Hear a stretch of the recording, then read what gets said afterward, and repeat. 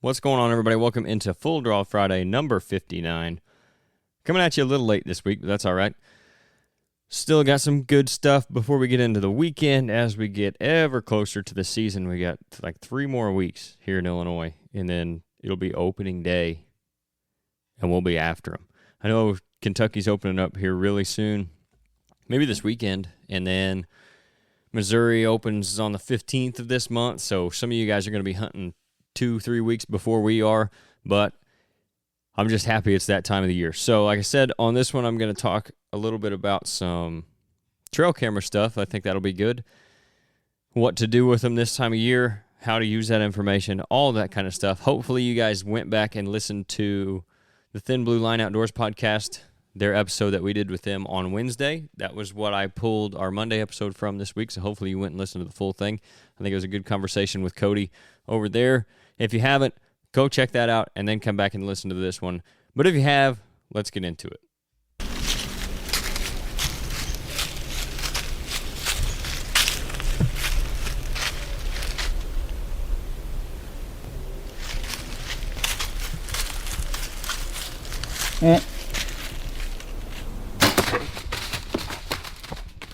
All right, this one's going to be pretty short and sweet, but I think it's still going to be some good info that we can pack in here pretty quickly. Like I said in the intro, we're going to talk about trail cameras. I've actually talked to a lot of guys recently about those, where to place them, things like that when it comes to summertime bucks. And although we're getting close to the end of summer and into early fall now, we're still seeing bucks on those summer patterns. Some of them are starting to shed velvet. We've got several guys been showing me some pictures of some that have their velvet shed already, but a lot of bucks still have it on too. So that's going to make a difference in some of this. But the first one, the biggest question is usually, where do we put our cameras this time of year to get the best pictures? And it can be a few different places. One thing I'll say right off is something that works all year long pretty much, especially if it's in the right location, like intersecting trails, something like that, is a mock scrape. You can use those literally 365 days a year, and you're going to get pictures on them if it's the right scrape. So we're not just talking about the scrapes that are out there on field edges where a buck in the fall just gets antsy one day and goes and makes 3 or 4 scrapes. These are the ones, the community scrapes you've probably heard about, you've read about, that are usually in the timber, if not maybe like an inside corner or something, and I'm going to talk about those a little bit too. But it's a bigger scrape where a lot of deer are passing through that area and they're stopping and they're scent checking that. And almost every deer that comes through there is going to check that looking branch. If you got a good looking branch hanging down, something in their face, it can be, if you like using rope, use rope. If you want to just break a limb, if there's already one there, that's great. You can tie some limbs or a vine off with a rope to a limb that's hanging up higher, just something that gets it down into their face so they see it when they walk through there. And you can create your own community scrape really with these mock scrapes. You can set that up where some trails come together or on a main trail leading from food or to food, and get you some scent if you like. If you don't, you can really just take a leak in the scrape, and that'll work to get things started. I always like to use, once I start mixing the stuff in the fall, not just because I make it and I sell it, but I actually started doing this before that because I like using it so much. I like using the scents that we make for my mock scrapes because I do feel like it gets them going a little bit faster, and that scent I think hangs around a little bit longer, and it piques the curiosity just a little bit more. So there are advantages to using a good deer scent, I think, but you don't think you have to have it to start a mock scrape either. But those are always going to be places all year long where it's going to be good to get pictures, especially as we move into October and especially late October. That's when you're going to get a really good inventory on a lot of your bucks that are using your farm if you got a good mock scrape on a trail. But that's not to say it's not valuable this time of year as well, because it definitely is. You're still going to get a lot of deer using that scrape. Anything that goes through there, pretty much, if you can get one to start it, the next one's going to smell them and they're going to hit it, and so on and so forth. You're going to get a lot of pictures over a good mock scrape even this time of year. Another place that I kind of already mentioned was an inside corner, and that is find out where they're feeding. So a lot of times this time of year, it's bean fields. They're on those green soybean fields throughout the Midwest. That's where they're coming out to feed in the evenings. If you have an inside corner or maybe a low spot that's coming down into the timber or something where it's kind of funneling them in and out of that field, you can throw up a camera right there. You're going to get a ton of good pictures as long as there's deer coming out and feeding in that field. It's also an advantage if it's on like the west side, so it's getting the shade first in the evenings. That's most likely if they have their choice, they're going to come out there. If they're going to come out early, they're probably going to do it on the shady side of the field when it's hot like this. So if it's on the west end or southwest corner or something like that, that's all the better to set your camera up on that side. Bean fields are so good. We all know getting out there and doing your summer scouting and stuff and sitting in the truck with a spotting scope or some binoculars or sitting out. Maybe you're sitting in a cornfield or in a fence row or something watching beans. They're obviously there, so you can get pictures of them using those same principles as your summer scouting. You just have to kind of find a general area where they're entering and exiting the field so that you can get those pictures. And again, a lot of times it's going to be on the shady side.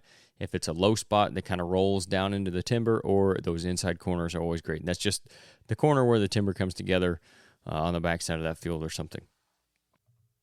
If you guys are looking for your own piece of ground to manage and hunt, Rodney Hawkins is a guy you need to talk to. He grew up hunting and fishing in Southern Illinois, and he's now putting that love for the outdoors into selling recreational properties as a land specialist with Midwest Farm and Land. Midwest Farm and Land isn't your average real estate company. They do residential properties, but they also do a ton of recreational property sales as well. Rodney himself sold over $7 million worth of properties last year alone. They've got agents like him all over Illinois, so they're really a local company with a national reach. For more info on them, what might be available, or even getting your property listed if you're looking to get rid of one and maybe get into something else, you can contact Rodney directly at 618-925-3153, and he'll get you taken care of. He's also got his own company called RG Outdoors that currently has products from Radix Hunting, Tactacam trail cameras, Camo Dust, and he's adding new stuff all the time. So if you're interested in any of that, go over to their Facebook page, RG Outdoors. Email them at rgoutdoors@yahoo.com. Or again, just call Rodney directly at 618-925-3153. Another general kind of area to look for is anything that's really open. So like the big mature timber that doesn't have a lot of vegetation down low, it's not great for hunting necessarily. It could be a decent transition area if like there's some oaks in there or something, if you wanted to set up on that, especially if it backs up to a destination field on one side and bedding to the other. But in general, it's not really what you're looking for when it comes to good quality habitat for deer in the fall, but they are going to want to be there in the summertime. And still same thing if it backs up to their summer bedding where it's a place where they can get some airflow and not just big, thick, nasty stuff like they're going to get bed in the fall. If you can find those open areas and find a trail, or at least a general direction, a general area where they're moving from their bed to the food, you can set your camera up on those trails in those areas, and you're going to have a lot of success with that as well. So those are kind of the three main areas. Water is another good one. I know that gets brought up a lot. If you have especially a smaller pond or watering hole or something, you can have some success on that. But it can be tough on bigger water sources or even creeks, just knowing where exactly they're going to come hit the water. So a smaller source could be a really good spot. You can just set it up over that pond. You're going to get a lot of pictures of a lot of things coming to that water, so that's interesting as well. But it can be a good place for the deer too, no doubt. But the other three that I mentioned are kind of the biggest three that we do. The mock scrapes, the inside corners, and low spots or entry-exit points into a bean field, overlooking the bean field, which you can combine the two also. If you can put a mock scrape or a scrape tree out in if you've got a filter strip or something or grass between the edge of the woods and the bean field, you can put a scrape tree in there, and that'll combine those two for you. Or again, those open areas where the deer are moving throughout, kind of hanging out before they go out to feed at night. Those are all good places to put your cameras for pictures this time of year. Now, one thing you're going to notice, I said earlier, these deer are starting to shed. Their testosterone's starting to slowly build, so they're going to be changing their patterns. It might be a little different this year with the late crops that we've got, because a lot of it has to do with food also. But these spots aren't necessarily going to be great the whole year.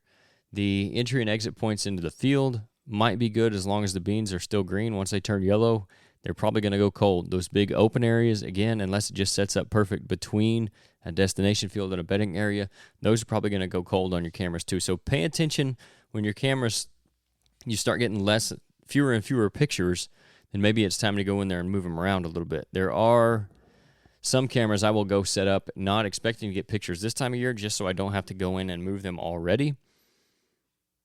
I'll have them set up already just so I don't have to go in and move them when that shift happens. That way they're just there and I don't have to go add any scent or any intrusion or anything like that. But if you do want to put them in these summer spots, just know that at some point there's a good chance you're going to get less activity on there, and that's when you go in and move them to those fall spots, which we'll probably talk about on a future episode. But again, the mock scrape's a great one. That kind of kills two birds with one stone. You can go set it, you can get summer pictures and just leave it and get fall pictures all the way up into the rut. That's kind of when that's going to start going cold. But at that point, you're out there hunting them anyway, hopefully, and trying to hunt some of the randomness that is the rut. But those mock scrapes, again, they're good for all season.